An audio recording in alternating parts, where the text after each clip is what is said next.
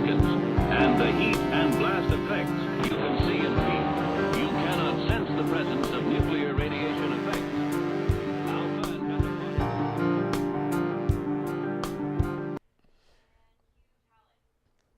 Hello everyone, and welcome to another edition of the Journal. I'm Jay Moss, your future boss. And I'm Simone Burton, your future curtain.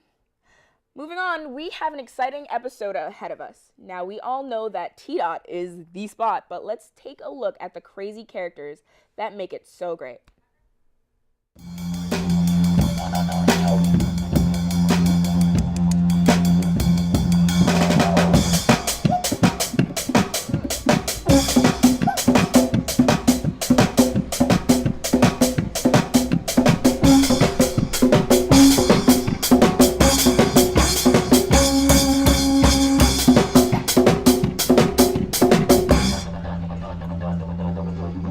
Why do you perform here at Dundas?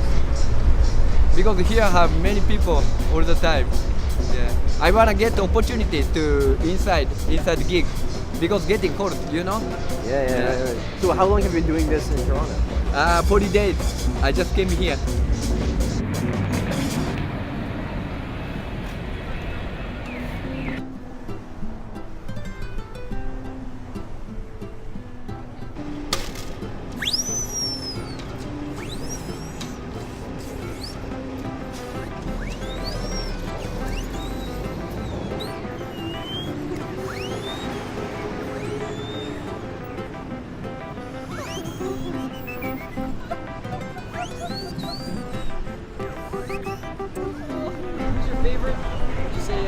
Square performer.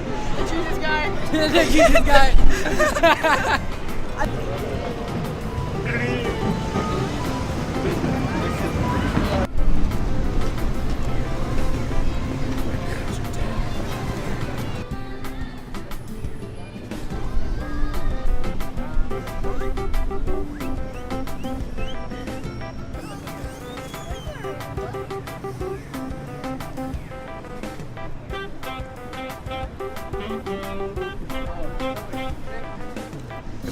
Oh, definitely the believe in the Lord guy, like right there. Yeah, we just picked this never up right fails here. to scare me every time. The only doorway.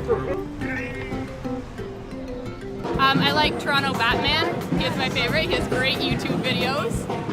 He's very good at being Batman. I hate to disappoint, I actually don't know a lot of them. But if I had to have a favorite, probably actually would be Spider-Man. So. How's it going, guys? High five, bud. Hey, cool. I'm a viral sensation on YouTube. You know that? I think goal accomplished. Oh yeah, I always see the break dancers like every week.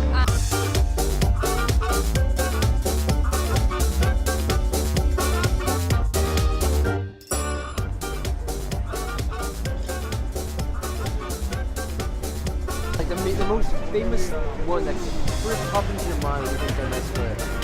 Jesus saves guy. Jesus, yeah. The Jesus guy. The believe in the Lord guy. Believe in the Lord. Jesus saves. Jesus.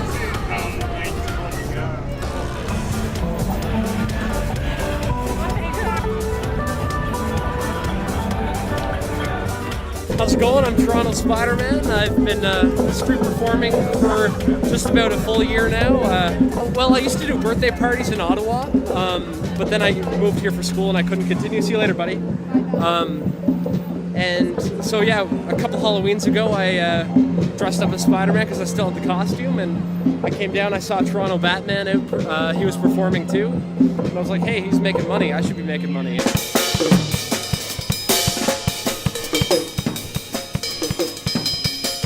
My name is Peter Richards. I'm a street performer. I play the drums for the pub since 2007, but I was elsewhere.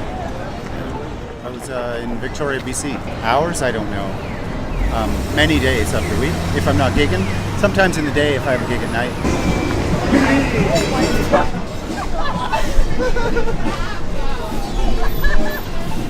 Every time, I know he's gonna yell and he still scares me every time. And have you ever donated any money or anything to any of these guys, or If ever been they're really entertaining, impressed? yeah. Oh, yeah. people with talent. So if someone's playing like music or they're doing something cool, I'll stop and give some change.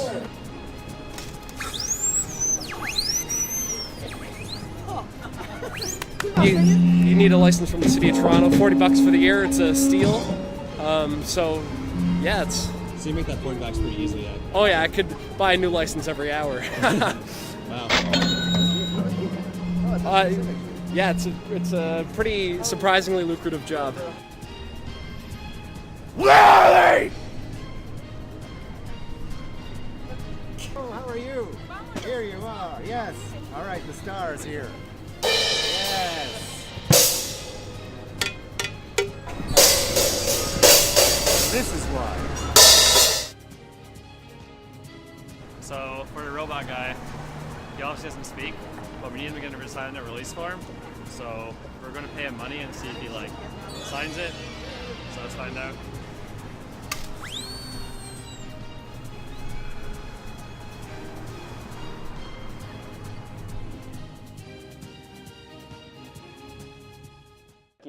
Hey Simone, what do you call a pothead with 2 spliffs? What, Jordan? Double jointed. Good one. Hey, now that you brought it up, though, do you want to, You knew exactly what I was thinking. I'm down for watching a doc about weed.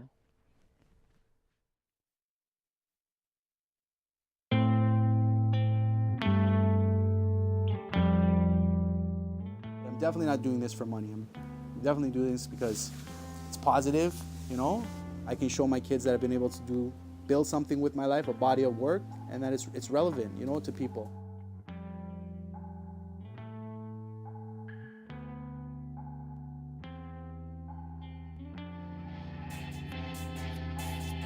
Hey, what's up? My name's Imran. I have federal licenses to grow medical marijuana. I've been doing it for close to 8 years now. Yeah, it's an interesting story. I mean, I had a little basement grow, but at the time I had a young family, and I had purchased my first property, so I started to think about, not losing the assets that I'm working hard to I guess, build in my life, All I want to try to do is, it's a brand new, industry, science, everything's developing. Out of these licenses have come, guys like myself.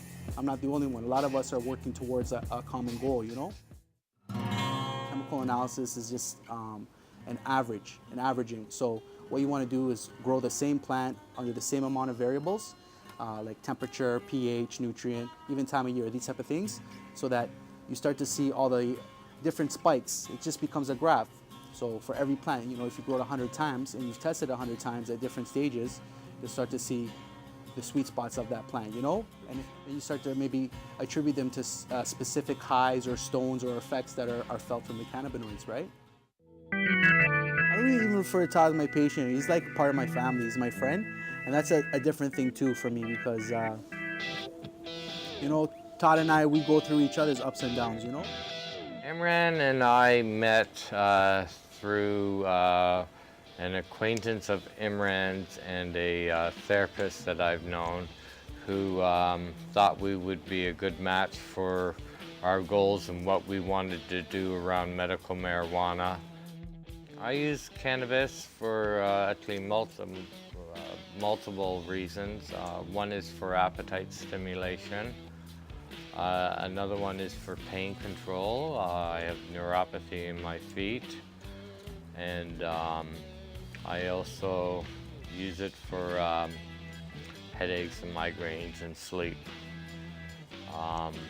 It's very multifaceted. It requires me to have several different strains, which is hard to come by through the government marijuana. And with Imran, we try to do research on the strains and focus in on what the patient needs. Cannabis sativa, cannabis indica. Cannabis sativa is basically attributes to the high. So if you were to partake in it by inhalation, smoking it, you'd probably get high and you wouldn't feel too much of a body or a stone. So it'd be very upper, very cerebral, maybe third eye feeling like it's open. That would be the thought on a sativa plant, which are usually grown South Africa, Asia, places like this where the the sun's basically out 12 to 13 hours for 6 months. And indicas usually come from Afghanistan, Pakistan, you know, Middle Eastern countries. And they're known as the hash plants. They're usually very narcotic.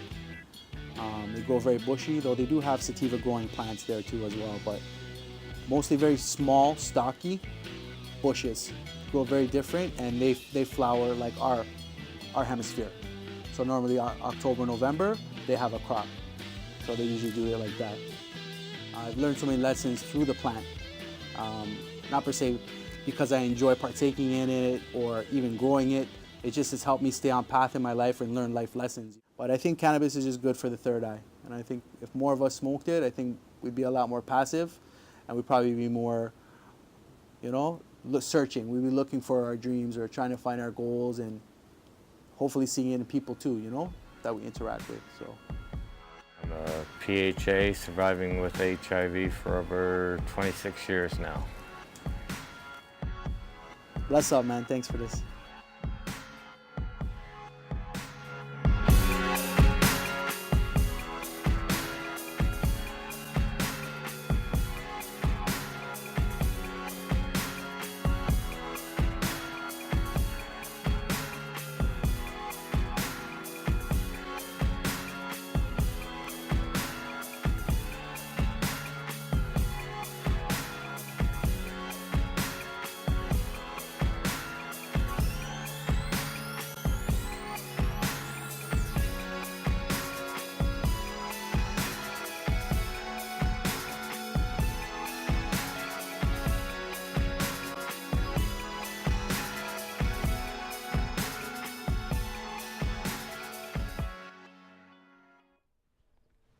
Dude, that was pretty awesome. But up next, we have a pretty emotional doc coming up.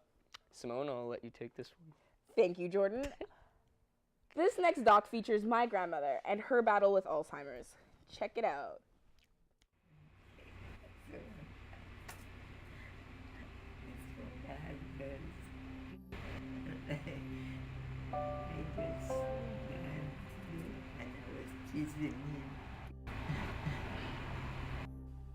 Eloise Joy Burton, my grandmother, who was a super grandmother, mother of 5 and grandmother of 10. My very first memories were of her kitchen, where she cooked some of the finest meals you could ever imagine. But now, sometimes my grandmother's memories come and go. It's like her mind is the filament and it's burning out. She'll remember you for a while, and then she gets a strange look on her face, like she doesn't really know what's happening, where she is, or who you are. But she still has the very first Mother's Day gift I ever gave her on display for the world to see. One thing about Mom I could always say, no matter like what I've done or haven't done, she never had nothing negative to say. Like she never cursed, she never judged. She just be like, do better. Let's see, fondest memory of Mom. My picture on her wall. She goes gonna say, she says, oh, I'm gonna go see what those people upstairs are doing. And if you like ask her who are those people, she'll say her sisters who don't live here.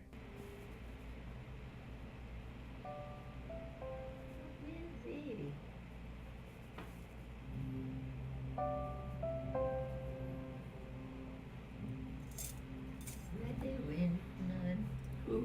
The young ones. What hurt was that I stopped going upstairs alone, because I was working with Granddad on the computer, and one day she saw us in the computer room, and I don't know who she thought I was. We thought I was like because there's family issues back then, and she thought I was someone from the past, and she started cursing and like throwing stuff and like taking his suitcase and packing it up. And it hurt me because it's like I'm still me, but she doesn't see me as me. So, and I can't go up there alone for longer than 5 minutes because she forgets who I am. And then it was the first time I ever heard her curse. It was weird, you know. And it's not like she wasn't cursing. I know she wasn't cursing at me, but she was. Which one you taking there? Yeah, that's my baby picture. Oh. Yeah. Film that I have seen so far, it becomes sad to see that my mother sometimes just lost in her own little world. I see her just standing up. She has nothing to do, so she walks up and down the apartment or just stands up in the living room and looks outside, kind of lost. Number of cousins comes home from something else. You can write this Oh, to go that's out. mine? Yes, that's yours. The children's Oh, Asian look at dance. You know, that's the That's only your one I remember. napkin. Because I so look like my. Yeah, yeah. No, that's Mooney. The one that's married to Ben, what was Yeah, the name? that's Ash, Ash. right? Uh-huh. Because she so looked like my family. Yeah. I just. His daddy's not coming. No, that's not coming. Yeah. So enjoy yourself. I'll see you when you come back. We won't stay long, man. It's just to Okay. get you out. Because your husband is exercising. So you can't walk.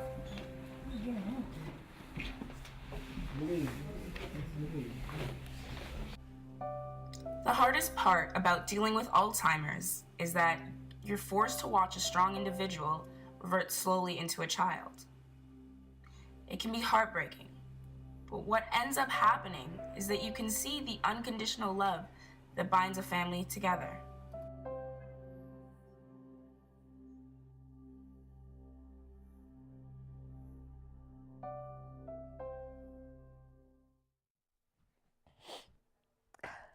What are you crying about?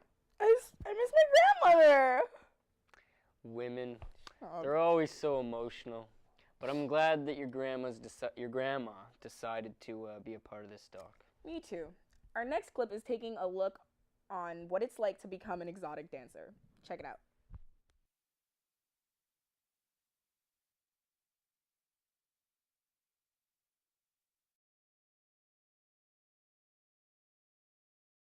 The only friends I have that are strippers are the people that I meet at the strip clubs. You know, the friends that I've had for the last how many years. I mean, girls come and go all the time, so you're always meeting people, but I mean, I try not to associate myself with them or with many of them because, you know, you're only as strong as the company you keep, so it's better that you keep your work-life work and your home life. I'm speaking from experience, right? I probably made well over like $1 million or $2 million in the how many years, but at the same time, like, do I have anything to show for it? Not really. I could have probably owned like 10 houses, but I had a spending habit. I would go shopping every day and spend like $200, $300, $400. So, I mean, of course, you know, for me, it was a money thing. Like, I liked the money. That's what kept me there for so long. But if no, of course not. I have no regrets. Like, so I have nice shit. Yeah, no. The money bought me nice things. Like, why would I regret that? You know what I mean? That's a roof over my head. That's food in my stomach. That's stuff for my family. Like, been on so many vacations, traveled, gone everywhere. I've worked everywhere in the States. Like, it's fun, but at the same time, everything has its ups and downs. You know, when the industry's bad, then what do? If you have no education, you have no money, you can't get a job, it's the fast way out. And most girls are pimps. And, like, these are just guys that will come, have, like, multiple girlfriends, and then they beat these girls up, like, if they don't get their own way, if you don't make enough money, if you didn't have a good night, you know, if you give them too much attitude, if you hate on the next girl, like, you get beat, and it's just so stupid to me. There's no point whatsoever. Oh, if you have a pimp, you're a prostitute for sure. It's not cute, it's not fun, it's just money, and it's not even money that you can keep. It's money that you're gonna give to somebody else. So a lot of it, there's prostitution everywhere though. You know what I mean? On the internet, everywhere. It's just, I think it's worse when it's in a strip club because it's in a public place.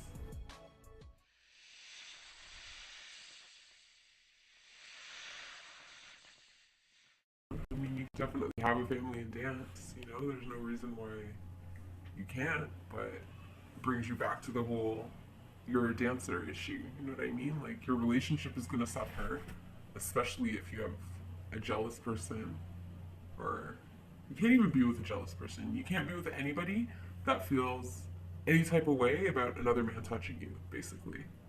Like, you're gonna get that. So you either get somebody who doesn't really care about you, because anyone that's willing to let another man touch you is clearly insane, or you get, you know, the guys that'll use you, and they only want to get your money or, you know, the benefits out of the relationship.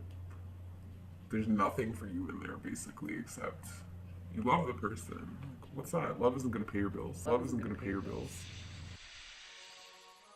Now, I mean, I'm a lot happier. I think just the whole environment brought me down, made me depressed. Like, you know, you have to come home and think about work. Not that you want to, but I mean, it's always in the back of your mind. And it's like, now I don't have that worry. I stay home with my kids, I go to bed at night early, I get up early, I have a much more productive day. I mean, the money aspect is lacking, but when you have, I don't know, you can budget and have the same as you did before. It's just, it takes a little bit longer. But I mean, it's totally worth it not to be there. Would I do it again? Probably not, if I had known what I know now.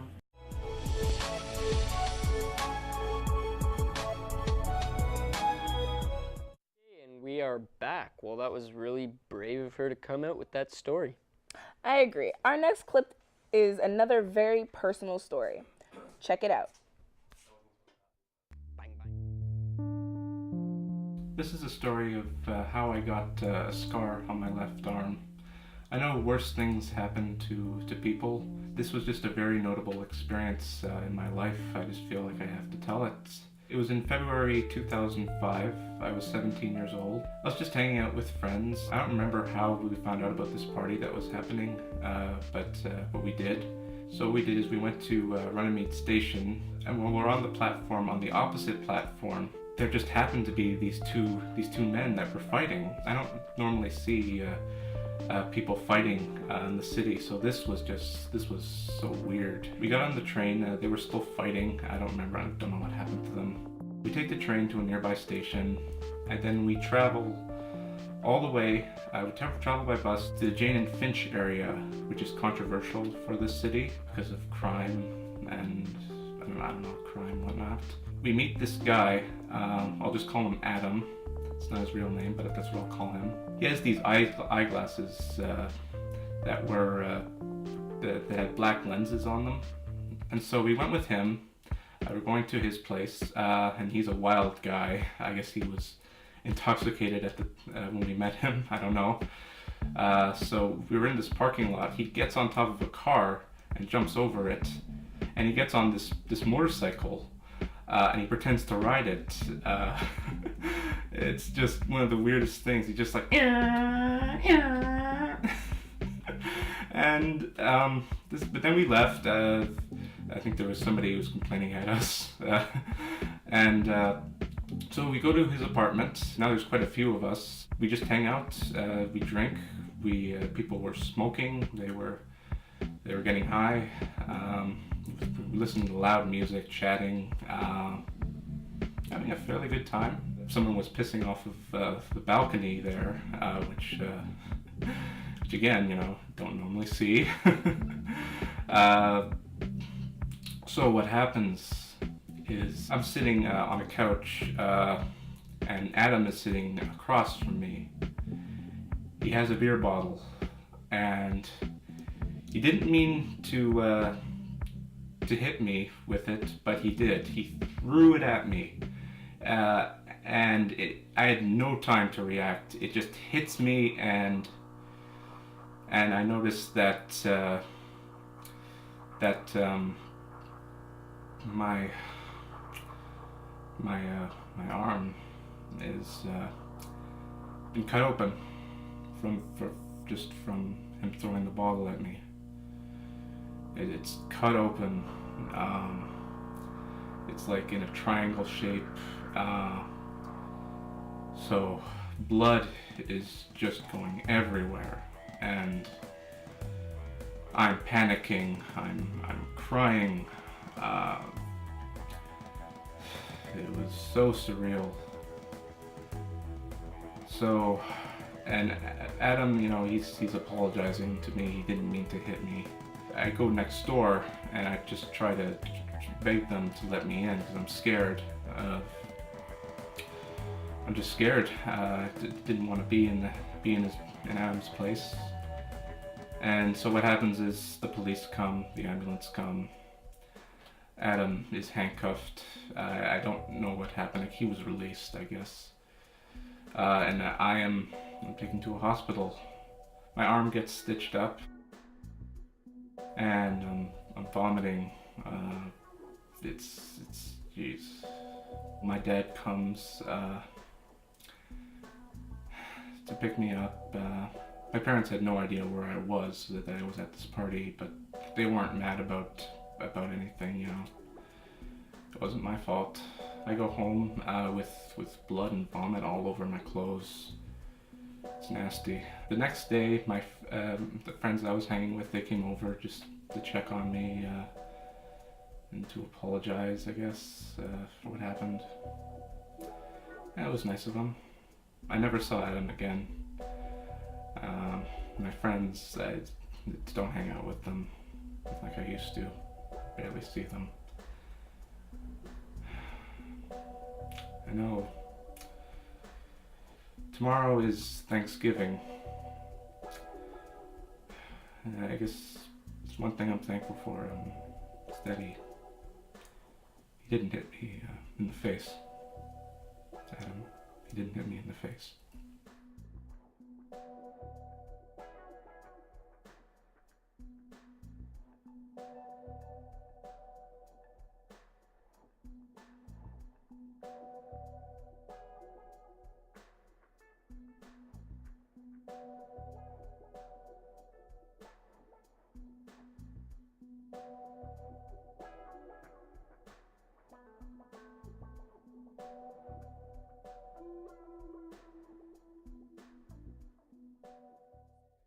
We're almost at the end of our show. Our last doc is about a guy who makes jewelry. That's pretty cool. Roll it.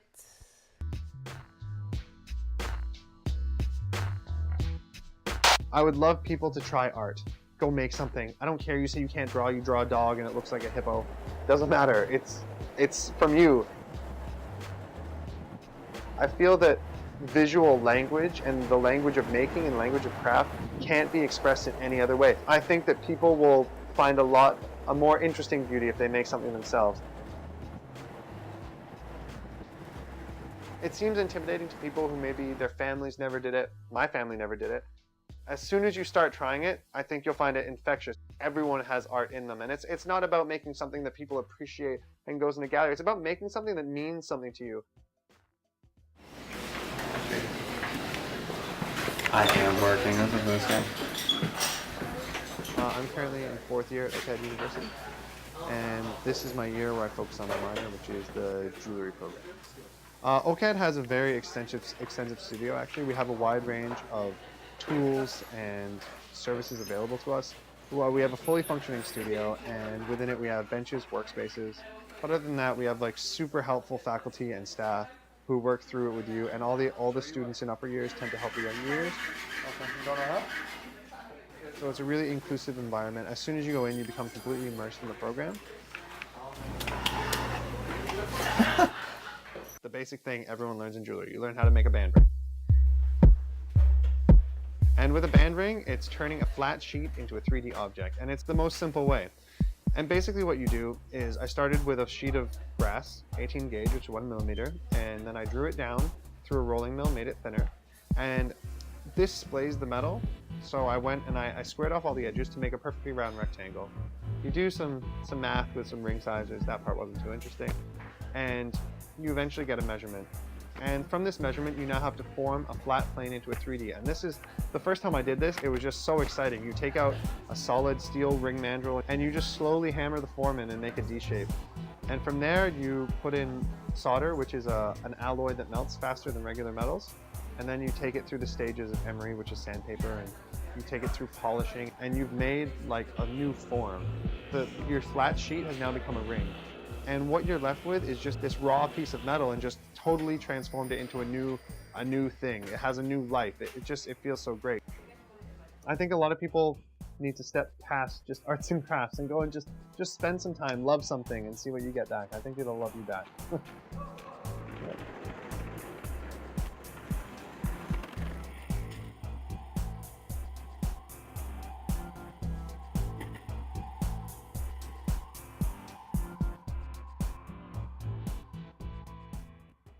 Well, that's the end of our show. Hope you enjoyed it, and I'm off looking for a guy who will make me jewelry. Good luck with that. I'll be growing weed in my house. Jordan, you don't have any sense of romance. What about doing something for your girlfriend? How do you... Oh. All right, geez. I'll make her jewelry out of weed. Yeah, you would do that. All right, goodbye, everyone. I'm Simone Burton. And I'm Jordan Moss, the boss. Thanks for watching the journal. See ya. Peace. Yo, you were...